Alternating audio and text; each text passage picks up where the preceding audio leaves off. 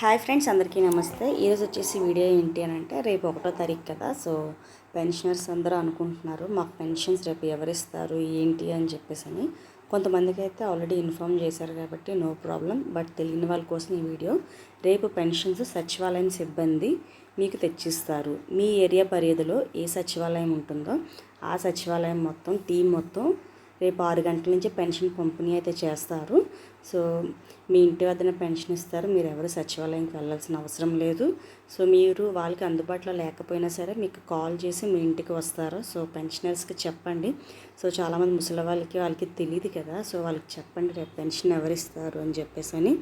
తర్వాత ఏంటి అంటే చాలామంది ఏమనుకుంటున్నారంటే వాలంటీర్స్ అయితే తెచ్చిస్తారు అని చెప్పేసి అపోహలో ఉన్నారు.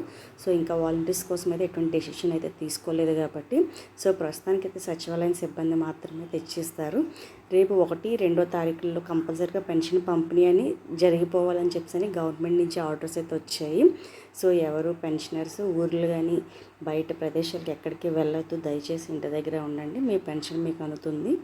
ఓకేనా? Thanks for watching. వీడియో మీకు నచ్చినట్టుగా అయితే లైక్ చేసి ఛానల్ సబ్స్క్రైబ్ చేయండి.